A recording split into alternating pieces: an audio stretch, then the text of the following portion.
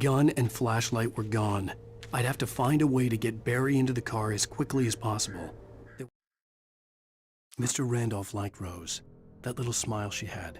How she was still sweet when life had tried so hard to make her bitter.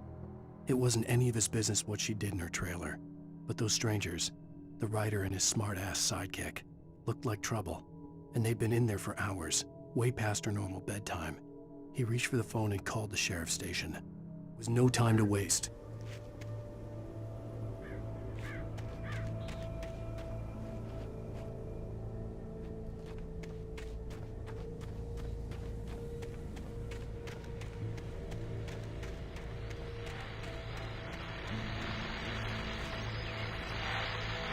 I just stepped outside to catch a breath of fresh air. Let me tell you, the weather's getting heavy. Nights like this make me especially glad I'm here talking to you and not in bed. Once the weather takes a turn like this, I can't sleep at all. It's all bed sheets and dark thoughts.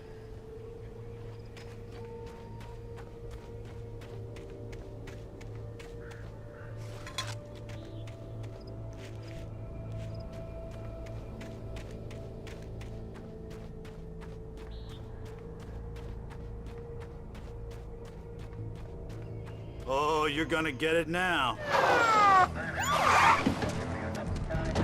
God knows what you've done to that poor girl. This is Agent Nightingale, FBI! Get him up, Hemingway! You're under arrest! You move a muscle, I'll unload right in your goddamn face! Stay right where you are, Spillane!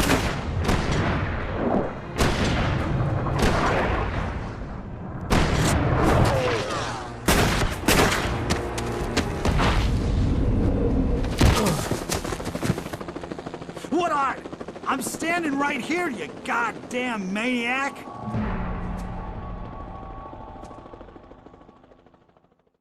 I hated to leave Barry behind, but there was no way I'd miss my appointment with the kidnapper.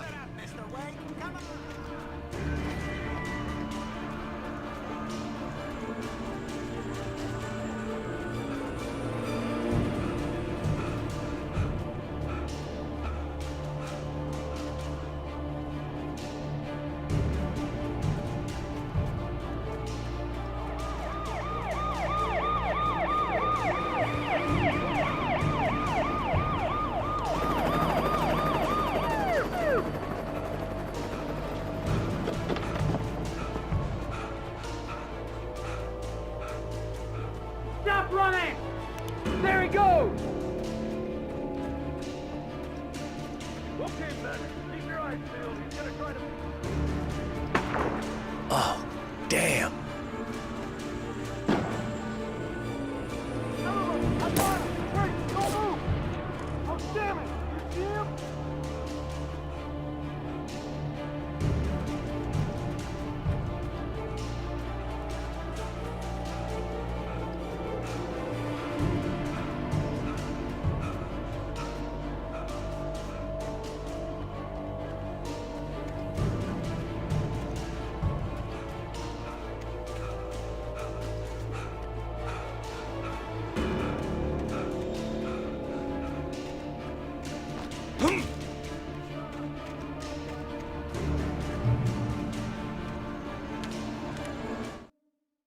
For decades, the darkness that wore Barbara Jagger's skin slept fitfully in the dark place that was its home and prison. It was hungry and in pain. It dreamed of its nights of glory when the poet's writing had called it from the depths and given it a brief, terrible taste of power and freedom. The rock stars had stirred it from the deep sleep the poet had sunk it back to in the end. When it sensed the writer on the ferry, it opened its eyes.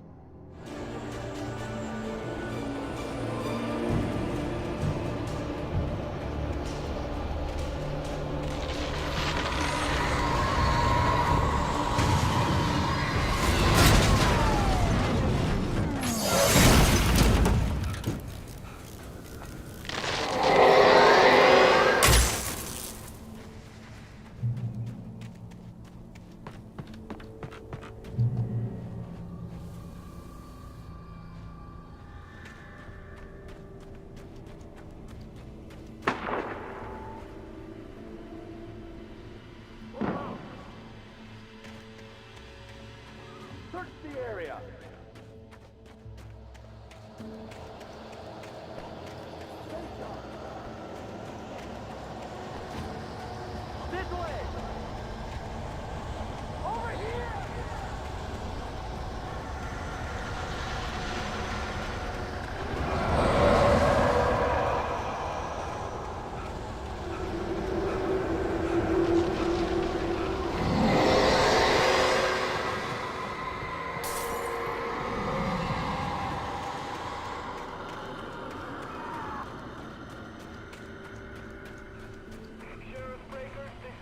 Nightingale. I've lost contact with... This horror was everywhere I went, circling me. The cops didn't stand a chance. They were after a writer, not a monster.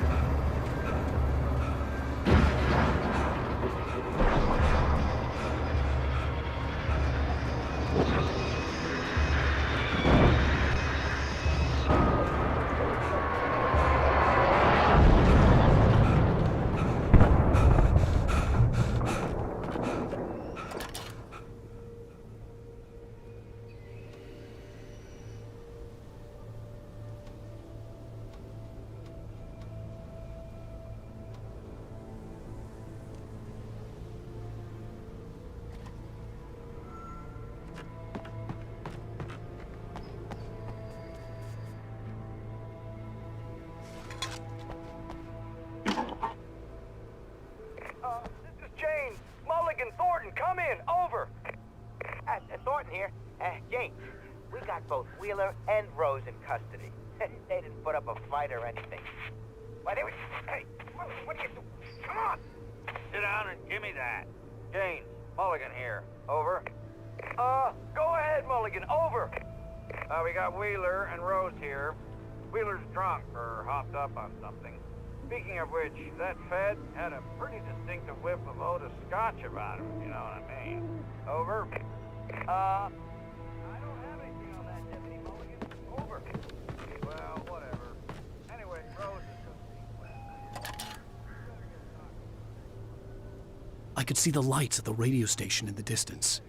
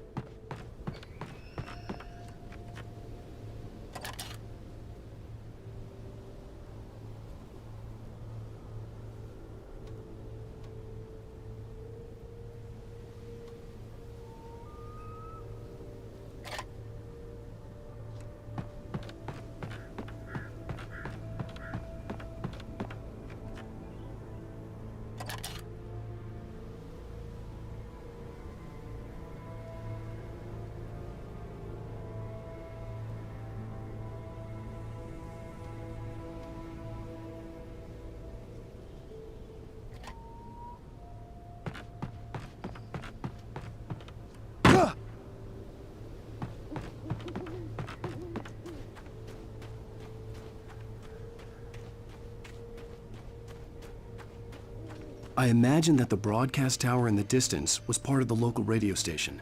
Maine seemed like a decent guy. Perhaps he could give me directions to the coal mine.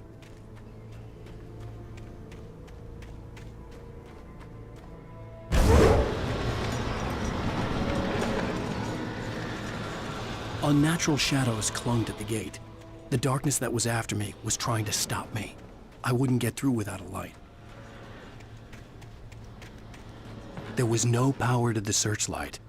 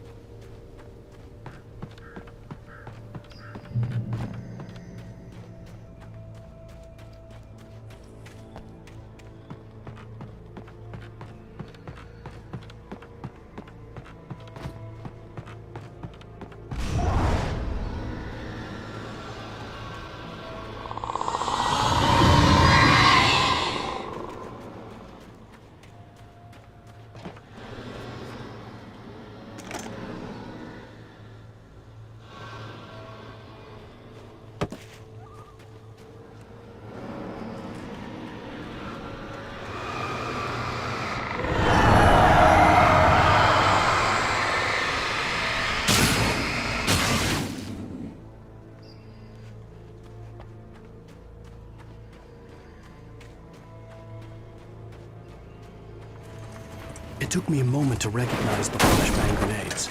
They were an ideal weapon for my situation. Team 1, come in. Over.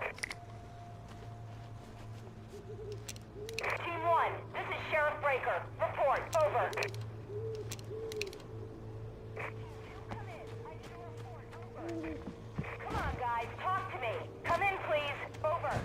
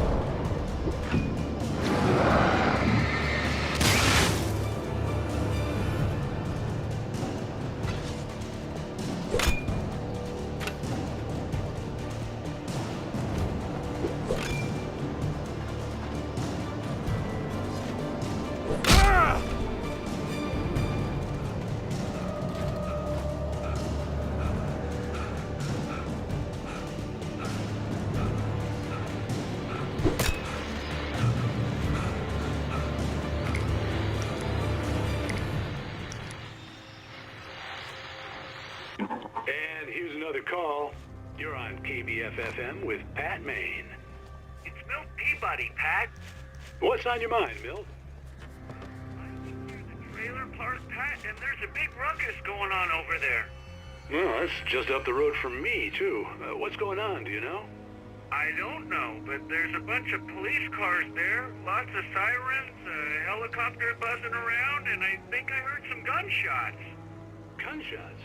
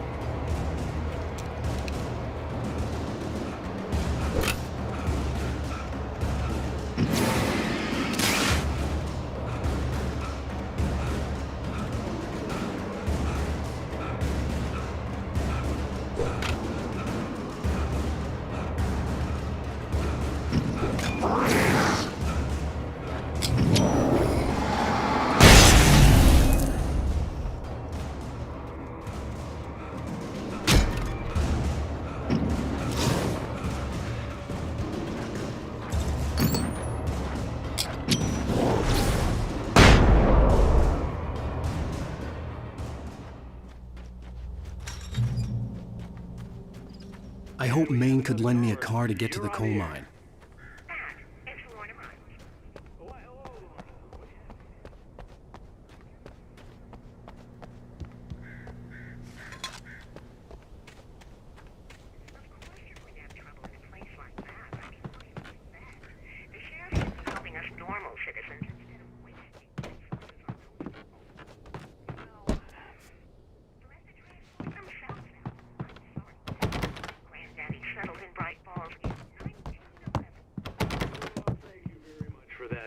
Compassionate viewpoint, Lorna. Oh, here's a little surprise. The famous writer Alan Wake just walked in. Folks, I'm going to see if I can talk him into an interview. Come on in, Mr. Wake. Oh, I'm so glad you could find the time to do this, Mr. Wake. Nowhere to run now, Dan Brown. You back away from me. Don't hurt it. Whoa. Everyone calm down. Put the gun down. We're all friends here, right? Cool your jets, Nightingale. We got him. Judas Priest! What the hell's the matter with you? There's a civilian in there.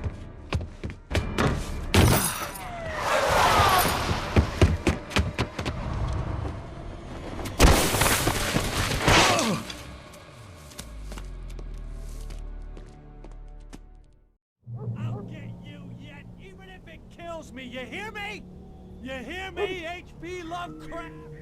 I had fallen off so many cliffs it was ridiculous. That's what you get for naming a book The Sudden Stop. It was probably good I hadn't had the chance to tell Maine where I was going. I'd have to lose the cops and find my own way to the mine.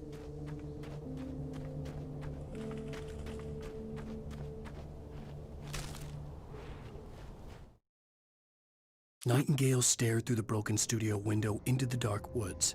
He turned around, started to walk out, but Maine grabbed his arm. "Young man, you almost shot me. You don't shoot off rounds at people like that. What's the matter with you?" Nightingale shook his arm free, marched out. His cheeks burned with rage and humiliation.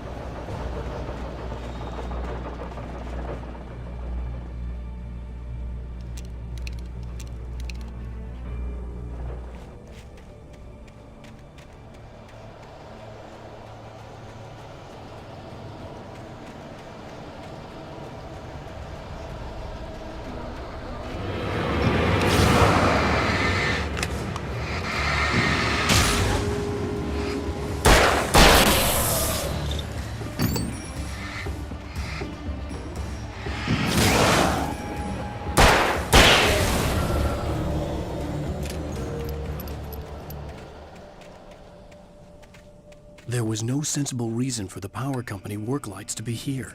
It was almost as if they'd been left for someone like me to use.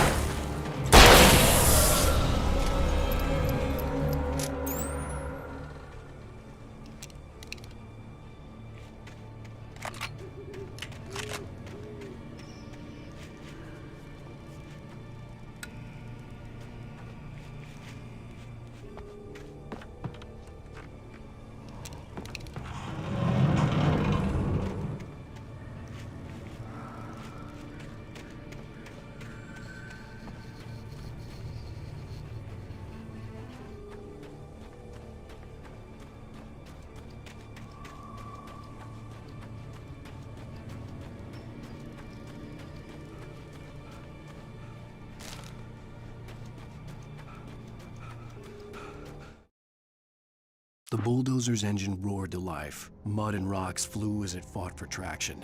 It crashed through the concrete wall and landed heavily in the yard.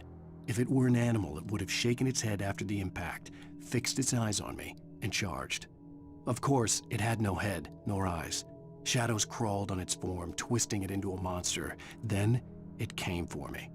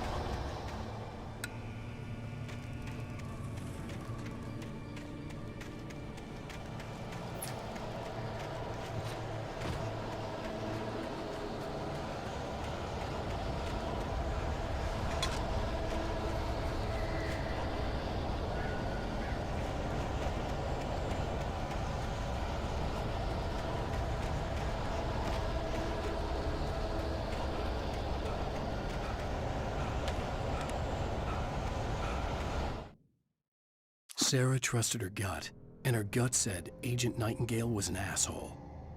He felt wrong, and it wasn't just the smell of stale booze. It was in the way he flashed his badge, pulled rank, the look in his eyes when he wanted answers. Where was Alan Wake? What was this about an accident? Where was his wife? And most importantly, why did she let Wake go? He wouldn't answer her questions. Federal business was all he'd say.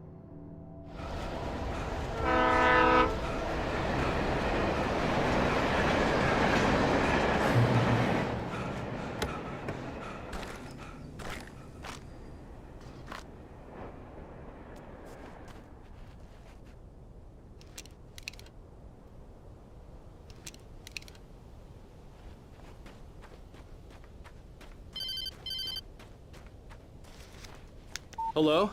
The most stubborn man I've ever met. Alice? Alice? Alan. Alan. I'm so afraid. It keeps me in the dark. Please help me.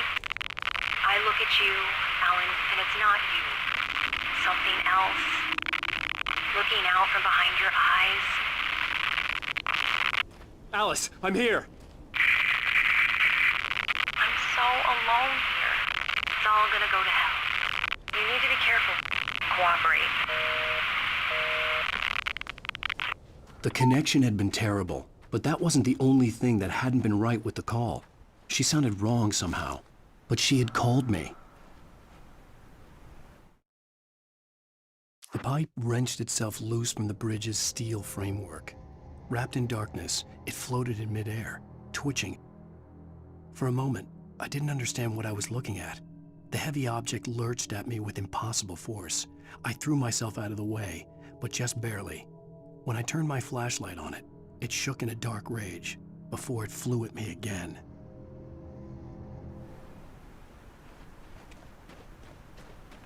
I could see a railway bridge up ahead and a warehouse of some sort on the opposite shore. I hoped I could find a car from there.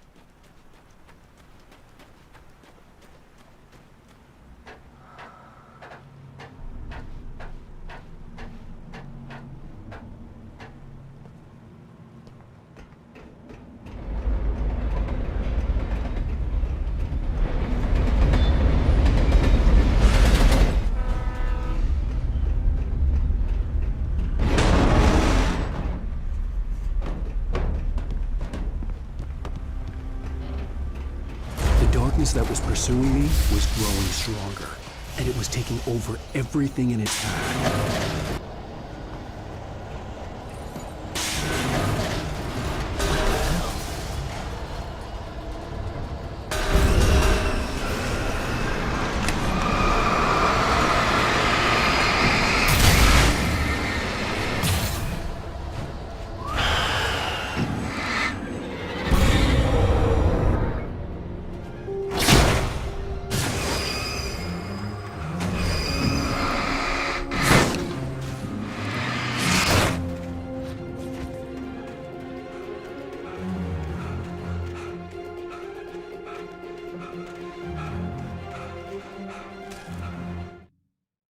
I slammed the door shut right in his smug face. He pleaded for me to open the door. True to form, the asshole actually thought I would obey. I had no sympathy left, no guilt either, not for him. I took a moment to savor the scream. I bet I had a smile on my face. It was all that I had time for. The dark presence was inside the lodge with me.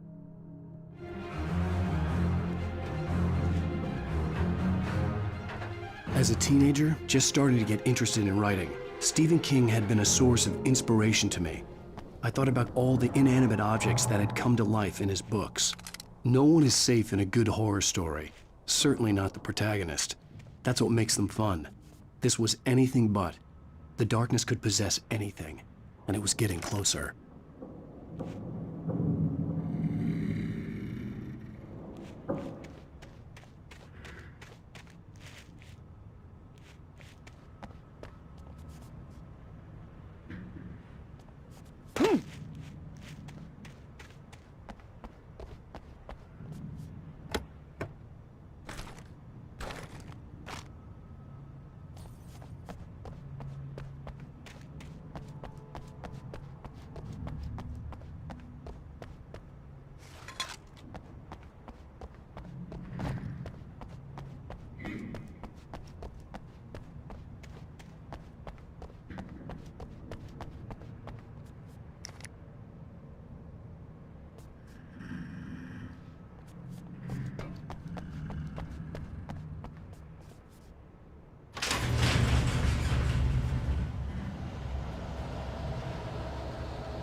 Did you call her?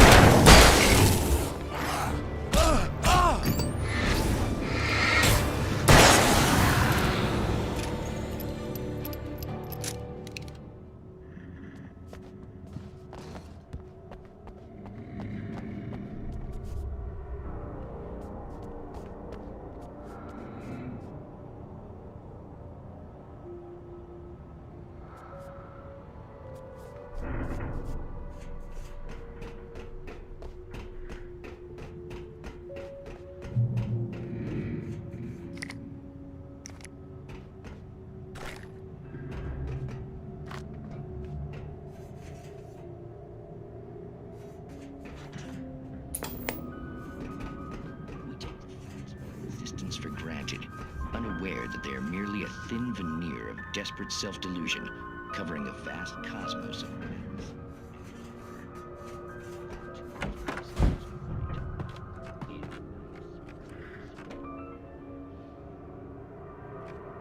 Tonight's episode of The darkness surged towards me, sucking everything loose from the ground into its depths, tugging at my clothes.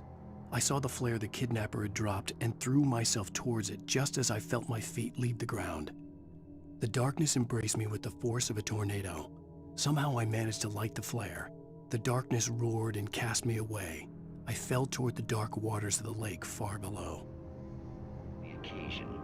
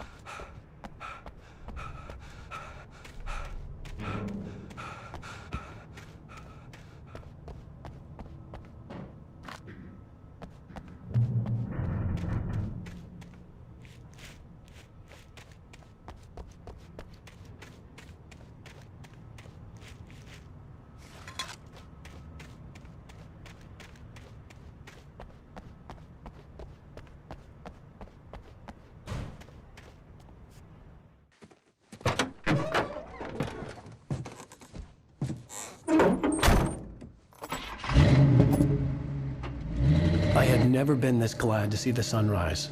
I had a couple of hours to get to the coal mine.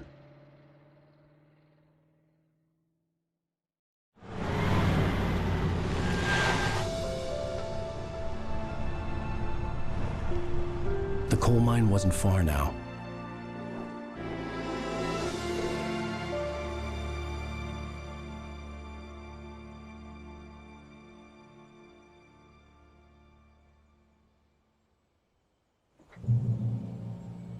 Today, I would meet the kidnapper, and he would give me Alice. I wouldn't give him any other choice. A drowning man will clutch at a straw.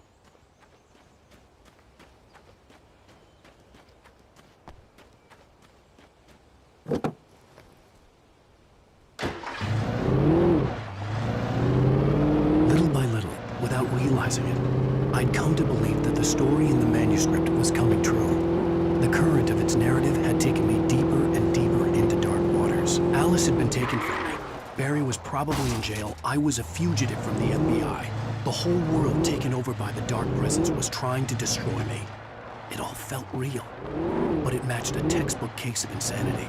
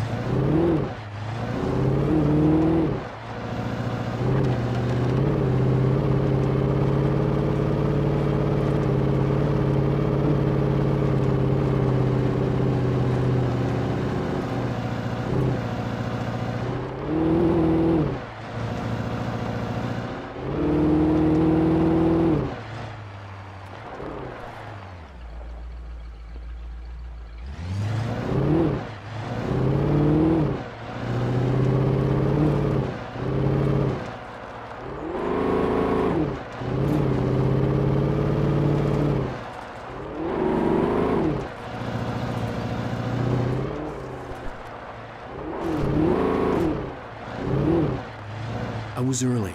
I was supposed to meet the kidnapper at noon in the main building. The coal mine was quiet. It was a museum now.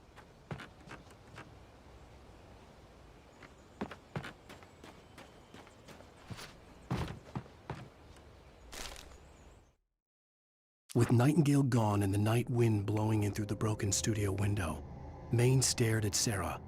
The sheriff looked away. Maine's voice shook with barely controlled anger. That boy's doing more drinking than thinking. I hope you know what you're doing, Sarah. He's got a sickness in his eyes. You take my word for it. He wants Wake for a reason, and it's not for anything good.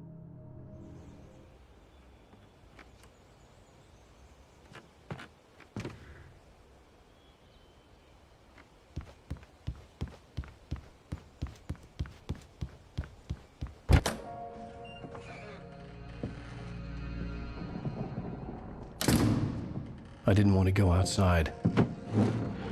Cops had to be looking for me.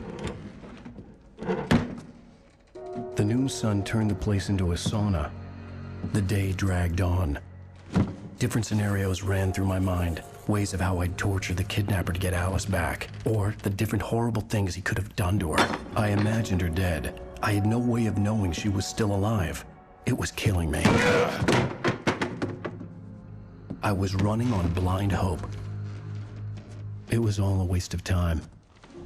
The bastard never showed up.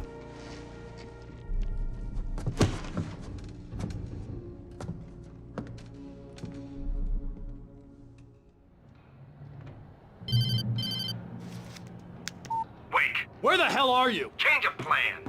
You know where Mirror Peak is? It's a big mountain north of where you are. You follow the path from the mine, you can't miss it. There's a lookout point there. I'll be waiting. I'm through being jerked around by you. You want to see your wife alive? Because if you do, you better watch what you say to me. Do we understand each other? I want to talk to Alice. Yeah, and I want the manuscript. Don't keep me waiting, Wake. Hello? Hello? Ah! I'm gonna kill him! I had to get to Mirror Peak.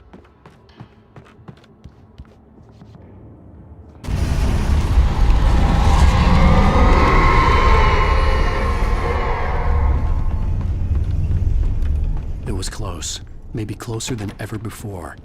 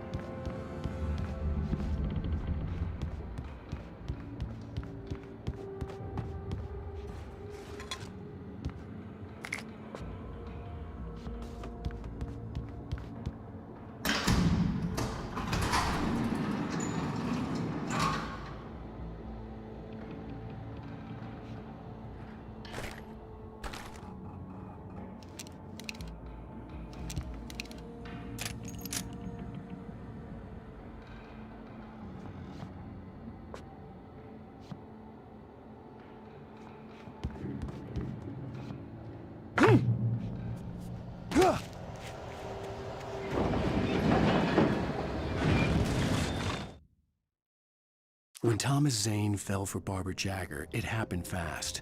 She was young, vibrant, and beautiful, full of life. He had never been a very happy man, and without any seeming effort, she had changed all that. Zane felt good for the first time in his life. Everything she did was another piece of a jigsaw puzzle he hadn't even known he'd been missing. And best of all, she made the words flow, strong and sharp.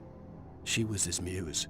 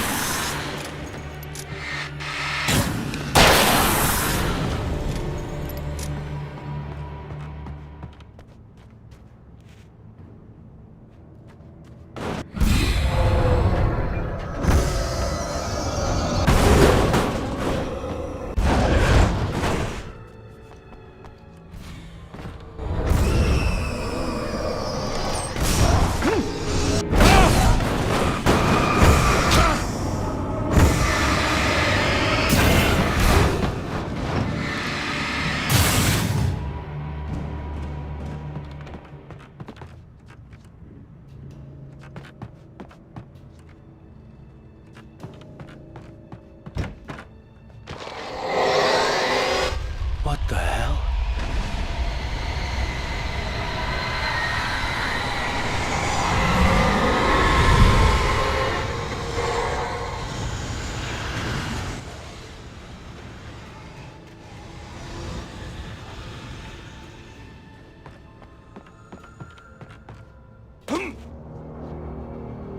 The only way to reach the hillside ahead was to go through the building. I had to find a way to avoid electrocution.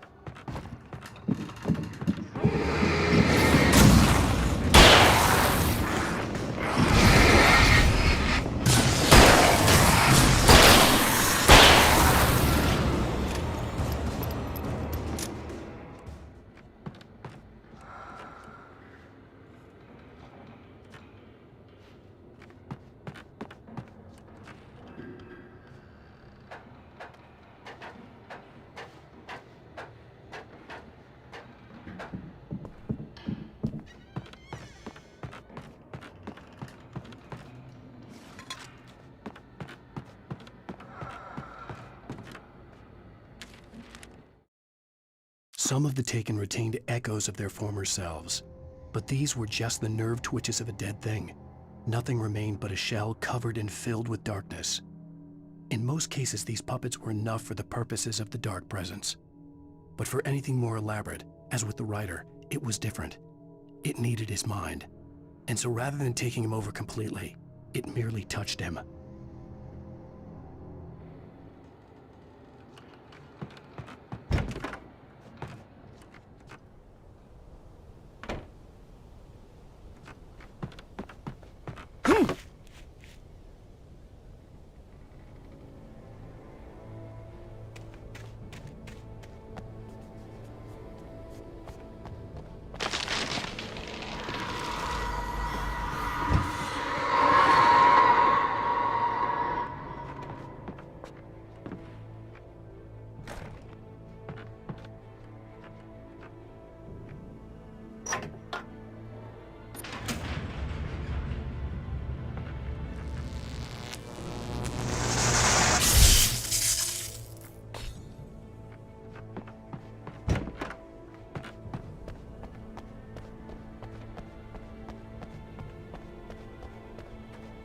There was no way the flashbang grenades were standard power company equipment.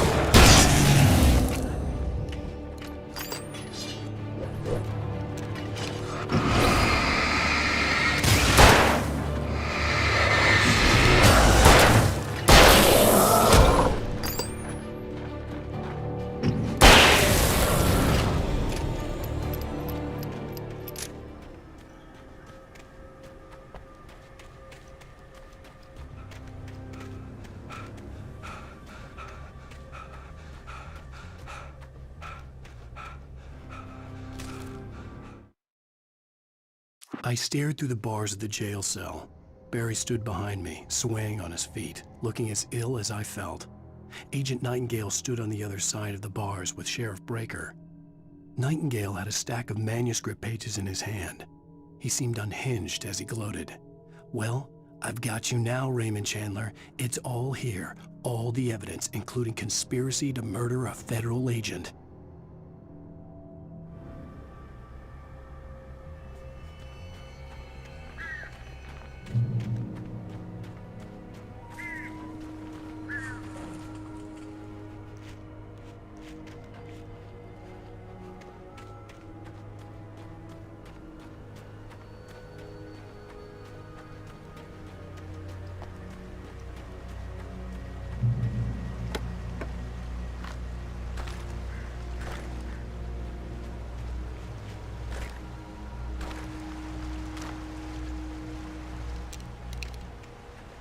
I had no real plan.